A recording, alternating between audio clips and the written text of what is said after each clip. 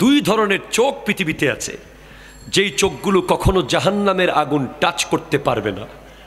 এই চোখগুলো জান্নাতে যাবেই, আর চোখ যদি জান্নাতে যায় বডিও জান্নাতে যাবে।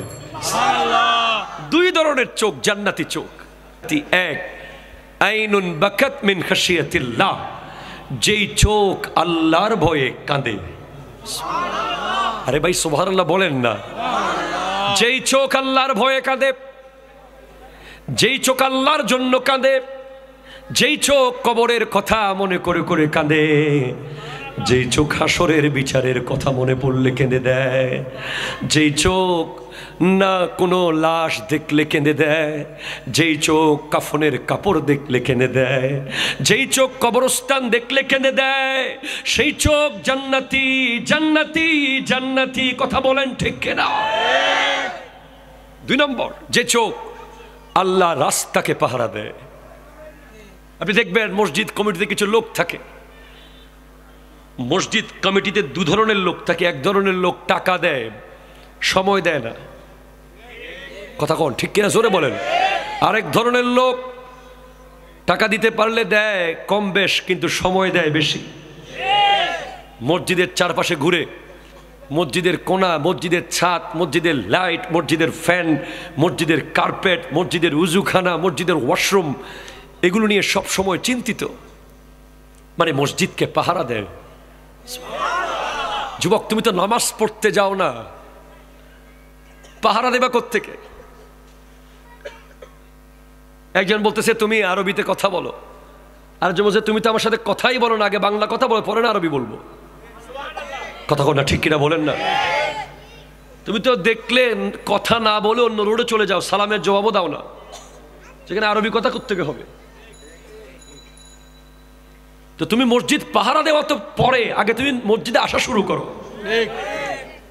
যে ব্যক্তি মসজিদ পাহারা দেয়, যে ব্যক্তি আল্লাহর রাস্তাকে পাহারা দেয়, যে ব্যক্তি কোরআনের মাহফিলকে পাহারা দেয়, সুন্নাহর প্রোগ্রামকে পাহারা দেয়, ঈদ মিলাদুন নবীর আয়োজনকে পাহারা দেয়, ওই চোখ জান্নাতে যাবে, জান্নাতে যাবে, জান্নাতে যাবে।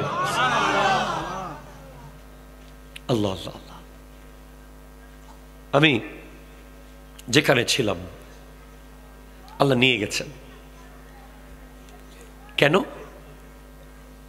কেন নিলেন? কি কারণে নিলেন? সেটা ছিল আমুল খুজন, দুঃখের বছর, 620 খ্রিস্টাব্দ। প্রচন্ড দুঃখ। সে বছর আমার নবীর চাচা আবু তালিব ইন্তেকাল করেছেন। আমার নবীর কলিজার টুকরা বিবি, এমন বিবি কজনের নসিবে আছে? এটা আমার নবীকে আল্লাহ স্পেশালি, আমার নবীকে আল্লাহ দিয়েছেন এমন বিবি যিনি 40 ঊর্ধ্বে বয়স, এরপরেও 550 ফুট উপরে নবীজির জন্য খাবার নিয়ে উঠে যেতেন। আজকের মা বোনেরা 5.5 গজও যেতে পারে না, মানে এই রুম থেকে এই রুম। আজকালকার মা বোনেরা স্বামীর জন্য 3 বার পাকঘরে গেলেই বিরক্ত বোধ করে, ঠিক কিনা কথা বলেন? স্বামী একটু চা খেতে চেয়েছে, চা দিয়েছে, পরে একটু স্বামীর মন চেয়েছে, হ্যাঁ একটু ঝাল নাস্তা খাবে, বাসায় আছে, একটু রুটি দিয়ে একটু সবজি খাবে। আজকের বিবিরা 60 মুহূর্তের মধ্যে বলে দেয় তোমার ঘরের কাজের বুয়া নাকি? কথা বলেন ঠিক কিনা কথা বলেন? তোমার ঘরে কাজের মেয়ে আসছি নাকি? কাজ করতে করতে পাগল হয়ে যাচ্ছি। আর আমার নবীর বিবি খাদিজাতুল কুবরা, আমাদের মা, যিনি সাইয়্যিদা তাইয়্যিবা তাহেরা জাহেদা আবেদা রাকিয়া সাজেদা, যার সাথে আমার নবীর ব্যবসা ছিল, partnership, Mudaraba. The Prophet sallallahu alaihi wasallam was not a staff. Prophet sallallahu alaihi wasallam was business partner, অংশীদার, মুদারাবা সিস্টেমে ব্যবসা ছিল। উনি আমার নবীর জন্য খাবারের পুটলি নিয়ে 550 ফুট উপরে হেরা গুহায় আমার নবীর কাছে কোরআন আসতো, ওখানে চলে যেতেন খাদিজাতুল কুবরা রাদিয়াল্লাহু তাআলা আনহা। আমার নবী প্রতিটা বিষয়ে মুশাওয়ারা করতেন। কোরআন বলছে ওয়াশাবিরহুম ফিল আমর, তোমরা যারা জানে তাদের কাছে মুশাওয়ারা করো, নিজে সিদ্ধান্ত নিয়ে ফেলিও না, তোমরা আলাপ করো, পরামর্শ করো। যখন আমার নবীর কাছে ওহী আসা শুরু করলো, বিভিন্ন রকম কিছু দেখতে পাচ্ছিলেন আমার নবী, ঘণ্টা ধ্বনির মতো বিভিন্ন সাইন ওহীর দেখা যাচ্ছিল। তখন তিনি খাদিজাতুল কুবরা রাদিয়াল্লাহু তাআলা আনহাকে এসে বলে, খাদিজা আমি এগুলো কি দেখছি, তুমি একটু বলো, কেমন প্রজ্ঞাময়, কেমন জ্ঞানী, কেমন ইন্টেলেকচুয়াল, কত ব্রিলিয়ান্ট হলে আমার নবী যার কাছ থেকে জানতে চাচ্ছিলেন, ও আমার প্রাণের প্রিয় বিবি তুমি একটু বলো আমার সাথে কি হচ্ছে। সুবহানাল্লাহ, জোরে বলেন না সুবহানাল্লাহ। উম্মুল মুমিনিন খাদিজাতুল কুবরা রাদিয়াল্লাহু তাআলা আনহা বলেন, ওয়াল্লাহি লা ইয়াহজিকাল্লাহু আবাদা, আল্লাহর শপথ করে বলি আল্লাহ আপনাকে কখনোই চিন্তিত করবে না। খাদিজা তোমার কেন মনে হলো আল্লাহ আমাকে চিন্তিত করবে না? বলে ইন্নাকা লাতাসিলুর রাহমা, আপনি ওই ব্যক্তি যিনি আত্মীয়তার সম্পর্ক মেনটেইন করেন। ওয়া তাহমিলুল কাল্লা, যিনি দুর্বলের দায়িত্ব নেন। ওয়া তাকসিবুল মাদুমা, যিনি অসহায়ের পাশে দাঁড়িয়ে যান। ওয়া তাঈনু আলা নাওয়াইবিল হক, যিনি দুর্দশাগ্রস্ত, যিনি বিধ্বস্ত আরবের পাশে হিলফুল ফুজুল বানিয়ে দাঁড়িয়ে গিয়েছিলেন, সেই নবী তো সেই মুহাম্মদ। আপনি আপনার সাথে আবার আল্লাহ এমন কিছু করবে যেটা বড় সুন্দর হবে, সুখকর হবে। সুবহানাল্লাহ পড়েন, আল্লাহ কবুল করুক, আমিন জোরে বলেন। আচ্ছা ভাই, আমার আল্লাহ নিলেন, উম্মুল মুমিনিন খাদিজাতুল কুবরা ইন্তেকাল করলেন রাদিয়াল্লাহু তাআলা আনহা, আমার নবী বড় কষ্ট পেলেন। পৃথিবীর নিয়ম, আমার নবী চলে গেছেন তায়েফে দুধমা হালিমার বাড়িতে, কিন্তু সেখানকার মানুষ আমার নবীর সাথে বড় কষ্টদায়ক আচরণ করেছে, যেটা ইতিহাস আপনাদেরকে শুনিয়েছে। আমার দয়াল নবীকে তারা বারবার আঘাত করেছে, পাথর মেরেছে, আমার নবী জমিনে লুটিয়ে পড়েছেন, আবার তুলে আবার পাথর মেরেছে। আমার নবীজির নুরানি খুন মুবারক বে নুরানি জুতা মুবারকের নালায়েন মুবারকের তলে গিয়ে সেটা চামড়া সহ উঠে গিয়েছিল। আমার নবীর নুরানি কদম মুবারকের নিচে চামড়া উঠে যাওয়ার চিহ্ন দেখা গিয়েছিল। এত কষ্ট করে পেয়েছেন, এত আঘাত পেয়েছেন, এরপরে আমার নবী দোয়া করেছেন, আল্লাহুম্মা ইহদি কওমি ফাইন্নাহুম লা ইয়ালামুন, আল্লাহ আমার কওমকে তুমি হিদায়াত করো, তারা বুঝতে পারছে না। পাহাড়ের ফেরেশতা এসে বলে পাহাড় চাপিয়ে দিই, না না না। আগুনের ফেরেশতা এসে বলে জ্বালিয়ে দিই, না। পানির ফেরেশতা এসে বলে ডুবিয়ে দিই, না। এরা একদিন এখান থেকে একজন আসবে যে আমার দ্বীনকে সামনে নিয়ে যাবে। এই যে 712 খ্রিস্টাব্দে ভারতবর্ষে যিনি প্রথম ইসলামের দাওয়াত নিয়ে আসলেন, মুহাম্মদ বিন কাসেম, সিন্ধু বিজয় করতে এসেছিলেন, তিনি ছিলেন তায়েফের বাসিন্দা। আরো জোরে বলেন সুবহানাল্লাহ। তিনি তায়েফ থেকে উঠে এসেছেন, যিনি এই ভারতে প্রথম স্মেল অফ ইসলাম, যিনি ইসলামের খুশবু দিয়েছেন। সুবহানাল্লাহ। আল্লাহ বলছেন, হাবিব সব বাত, এবার আমার কাছে আসেন। উম্মে হানি কে ঘর কমলি ওয়ালে সো রহে তে জিবরিল পৌঁছে। उम्मे हानी के घर कमली वाले सो रहे थे जिब्रील पहुँचे और बोले ये हुक्म रब है, और बोले कि ये हुक्म रब है, जल्दी महबूब को मेरे लाओ, आने वाला है महबूब मेरा, आने वाला है महबूब, अर्श कुर्सी फरिश्तो सजाओ ठंडा करे दाओ जहन्नामेर आगुन सर्द कर दो जहन्नम की आतिश और जन्नत को दुल्हन बनाओ अल्लाहु अकबर अल्लाहु अकबर उम्मे हानिर घरे केन नबीजी उम्मे हानि छिलेन नबीजिर दूध বোন একটু জোরে নাস্তিকরা গুতাতে চাইবে নবীজি উম্মে হানির ঘরে কেন গেছে উত্তর দেবেন ভাই গেছে বোনের ঘরে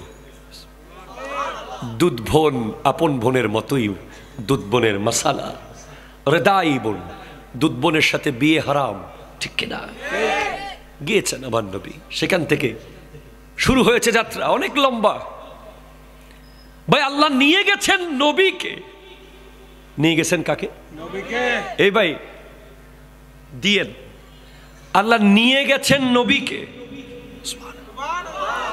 বলতেছেন বান্দাকে নিছি আল্লাহ যদি বলে দিতেন সুবহানাল্লাযী আসরা বিনবিয়িহি বিরাসূলিহি পৃথিবীর কোন মুহাদ্দিস আছে কোন মুফাসসির আছে আল্লাহর কোরআনের ভুল ধরবে না কথা বলে না আছে নিলেন নবীকে নিলেন রাসূলকে বলছেন বান্দাকে প্রথমে একটা কথা বলে দিই ইকো অফ করছো তো ঠাস ইকো অফ করে দিবা ঠাস আবার দিয়ে দিবা আমার নবী শুধু রাসূল নবী নন বরং বান্দা এবং রাসূল আব্দুহু ওয়া রাসূলু সুবহানাল্লাহ জোরে বলেন কিন্তু আমরা বান্দাটা বলি না কারণ আপনি মাস্টার্স পাস করেছেন আমি কি আপনাকে পিএইচডি পাস বলবো মাস্টার্স বললেই অটোমেটিক ব্রেন বুঝে যাবে ভিতরে অনার্স আছে ভিতরে ইন্টার আছে ম্যাট্রিক আছে জেডিসি আছে পিএসসি আছে ঠিক কি না রাসূল বললেই বুঝতে হবে তার ভিতরে বান্দা আছে ওয়ালি আছে নবী আছে রাসূল আছে তো আল্লাহ নিলেন নবীকে বলছেন বান্দাকে কেন কেউ বলতে পারবেন এখানে এনিওয়ান নলেজ আপনাদের আছে তো এই সম্পর্কে অনেক শুনেছেন এটা জবাব দেন শুধু আমরা কেন বলবো আমরা ক্লাসের মতো আদান প্রদান করি কেউ একজন দাঁড়িয়ে বলেন কি মনে হয় আপনি বলেন আল্লাহ আচ্ছা এনাকে বলছি আপনার যেটা ধারণা সেটা বলবেন আমরা তো ক্লিয়ারিফাই করতে এসেছি আল্লাহ নিয়ে গেছেন নবীকে মেরাজে কিন্তু আল্লাহ কোরআনে বলছেন সূরা বনী ইসরাঈলে বান্দাকে নিয়েছেন কি মনে হয় আপনার ওলামায়ে কেরাম আছে একজন হুজুর দেখছি প্লিজ আমরা একটু ডিফারেন্ট মাহফিল করি শুধু ওয়াজ শুনবো কেন দাঁড়ান একটু আপনার কি মনে হয় হুজুর বলবেন না দাঁড়ান কোনো অসুবিধা নেই মারহাবা বলেন সবাই কি নাম হুজুর আপনার কি নাম মোহাম্মদ রফিকুল ইসলাম সাহেব মারহাবা মারহাবান বিকুম ইয়া শেখ ফাদ্দাল আহলান সাহলান মারহাবা বলুন আমার আল্লাহ নিয়ে গেছেন নবীকে ঠিক না কিন্তু কোরআনে বলছেন বান্দাকে নিয়েছি কেন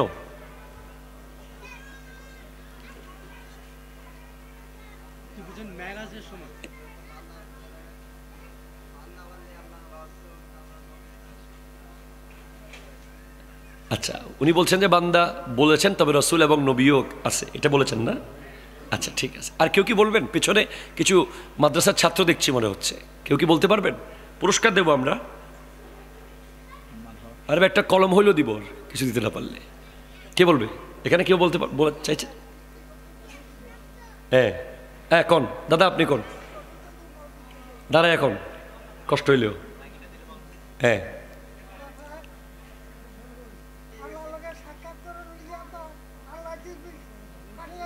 হ্যাঁ হ্যাঁ হ্যাঁ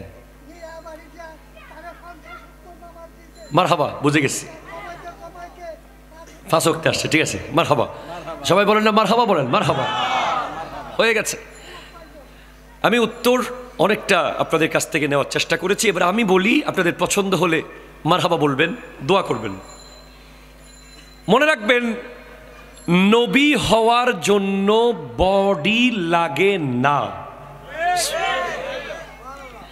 নবী হওয়ার জন্য 2 হাত 2 পা 2 চোখ 2 কান লাগে না। এই আমাদের যে স্ট্রাকচার, এটা ছাড়াও নবী হওয়া যায়। হুজুর কি বলেন, এটা ছাড়া নবী? হ্যাঁ যায়। কিভাবে?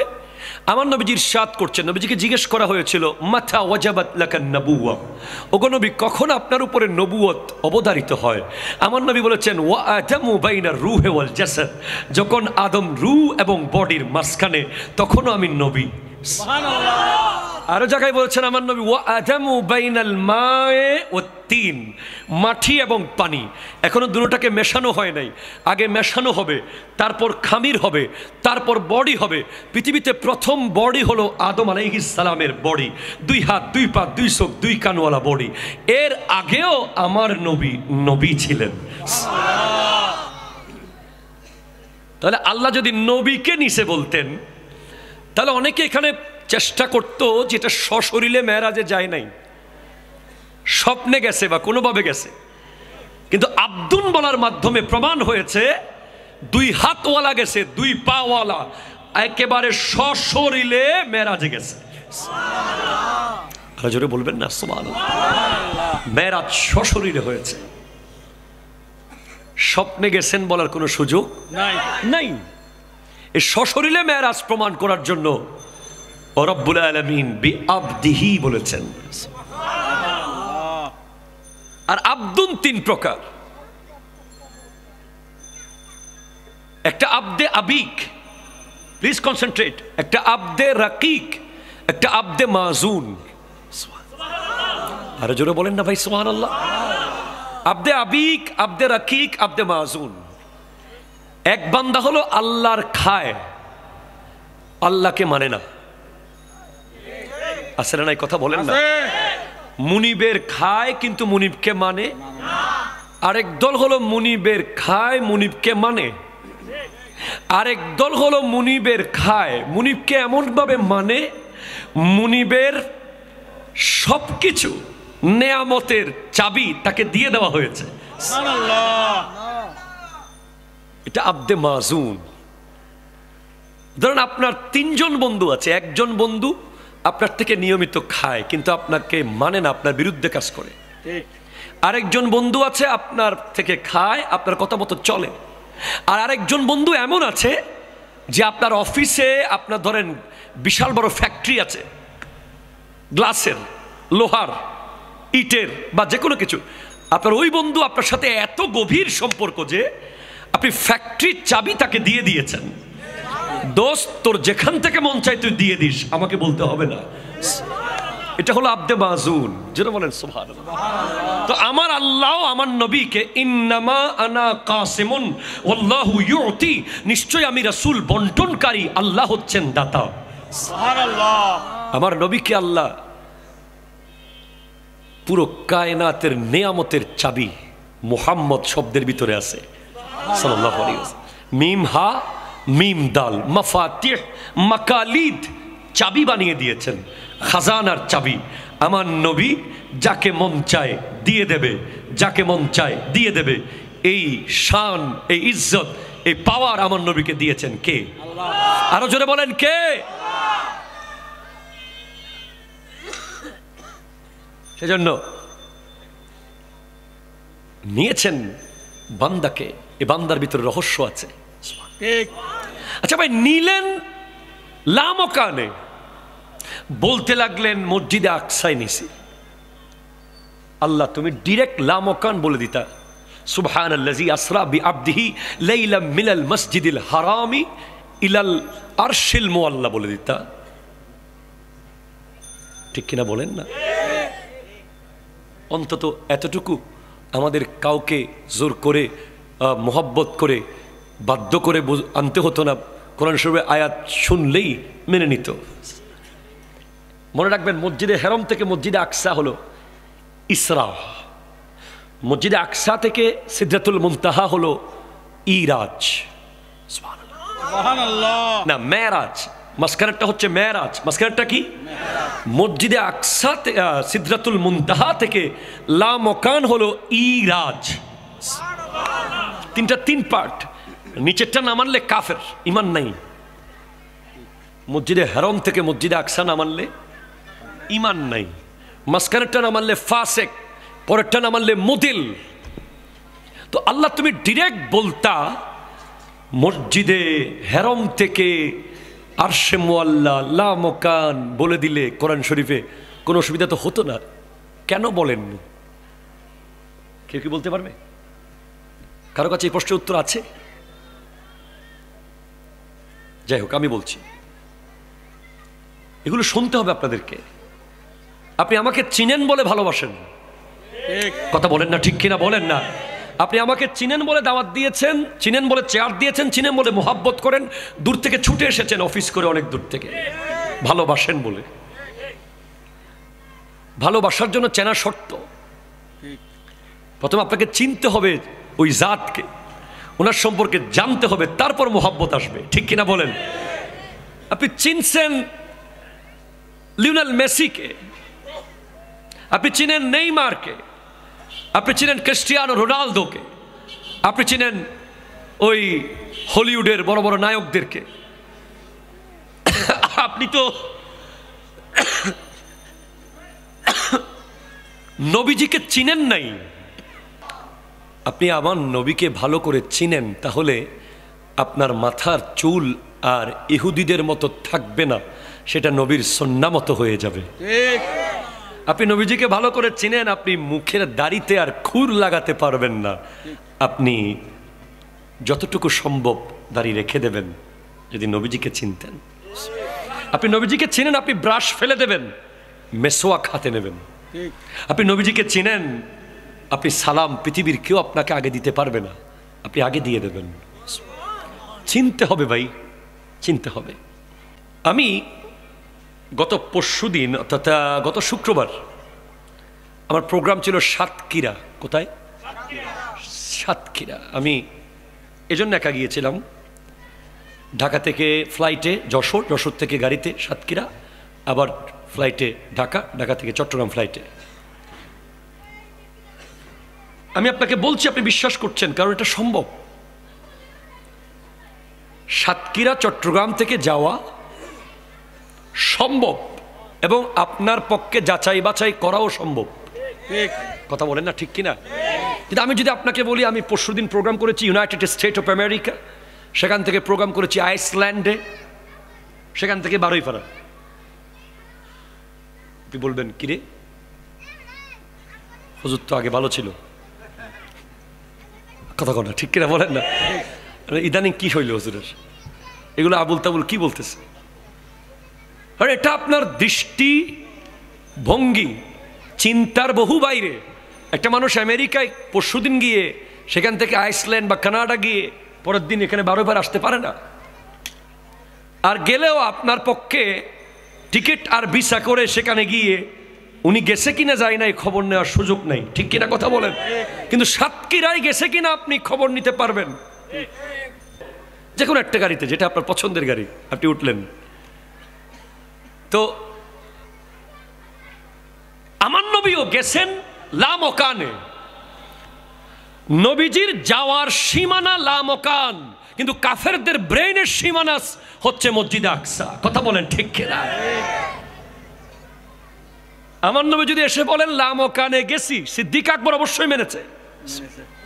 একবার না, উনি বলছেন 112 যদি যায়, 1 সেকেন্ডের আরো কম সময়, অনেক কম, বিজলির মতো সময়ে আমার নবী 1474 কিলোমিটার গেলেন, নবীদের ইমামতি করলেন, 7 আসমান পার করে গেলেন, সেখান থেকে আল্লাহর সাথে দেখা করলেন, নামাজ নিলেন, জান্নাত দেখলেন, জাহান্নাম দেখলেন, কথা হলো, বারবার গেলেন, 9 বার গেলেন, আবার এলেন, এখনো উজুর পানি গড়াচ্ছে,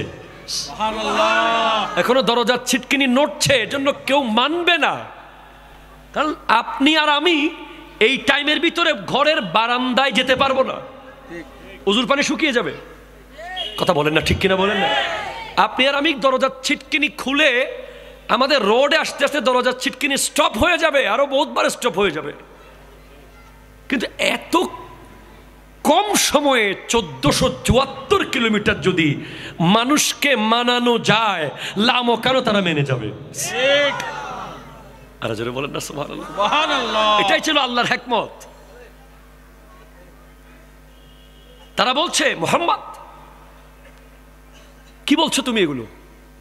কিভাবে সম্ভব? 2 মাসের পথ আসা যাওয়া, 1500 কিলোমিটার রাস্তা,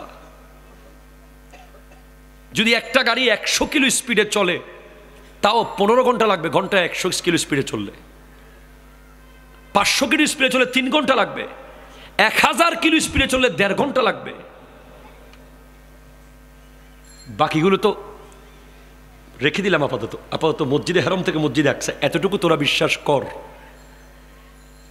এটা বিশ্বাস হলে ওইটাও বিশ্বাস হয়ে যাবে। এবার তারা বলছে তাহলে যাচাই বাছাই করি। ওই রোমান সম্রাট হিরাক্লিয়াসকে আমার নবী যখন ইসলামের দাওয়াত পাঠালেন, তখন একজন সাহাবা, যিনি পরে সাহাবী হয়েছেন, তার নাম বলছি না আমি, উনি আমার নবীর বিরুদ্ধে ছিলেন প্রথমে। উনি বলছেন রোমান সম্রাটকে, আরে ওনাদের নবীর কথা আপনি শুনবেন? উনি নাকি সামান্য রাতের কিছু অংশে, রাতের ভিতরে নাকি মসজিদে হারাম থেকে মসজিদে আকসা ঘুরে এসে গেছে, এত বড় এরকম কথা যিনি বলে তার দিন আপনি কবুল করবেন? রোমান সম্রাটকে এভাবে বিরোধিতা করলেন নবীজির। তখন রোমান সম্রাট মসজিদে আকসার একজন খাদেমকে ডাকলো, বলে তুমি তো মসজিদে আকসার খিদমত করো, ওই রাতে তুমি কি কি দেখেছো বলো। তখন সে বলছে, হুজুর সেদিন ওই নবী মেরাজে এসেছে। বলে তুমি কেমনে বুঝলা? বলে সেদিন রাতে আমি প্রতিদিন মসজিদে আকসার মূল গেট যেভাবে বন্ধ করি সেদিনে বন্ধ করতে গেছিলাম, কিন্তু আমি আমার সর্বশক্তি দিয়ে মসজিদে আকসার দরজাকে 1 বিন্দু নাড়তে পারি নাই। পরে আমার মনে হয়েছে যে আমার কোথাও ভুল হচ্ছে, তাই আমি অনেক মানুষ ডেকেছি, সবাই মিলে ট্রাই করেছি, কিন্তু মনে হচ্ছে এই দরজা আসমান আর জমিন চেপে ধরেছে। পরে আমরা রাতের বেলা দরজা খোলা রেখে আমি চলে গিয়েছি। পরের দিন সকালে এসে আমি দেখি মসজিদে আকসার সামনে একটা পাথর, যেই পাথরে কখনো ছিদ্র করা অসম্ভব, পাথরের ভিতর দিয়ে ছিদ্র, ওই পাশে ছিদ্র দেখা যাচ্ছে, এই ছিদ্র অসম্ভব, এটা কখনো দেখি নাই, আমি কোনো দিন দেখি নাই, ছিদ্র ছিল না। পরের দিন সকালে আমি এই ছিদ্র দেখেছি, পরে আমি বুঝতে পারলাম এটা জিবরিল আমিন এই ছিদ্র করেছেন, নবীজি বোরাক বেঁধেছেন এই পাথরের মধ্যে।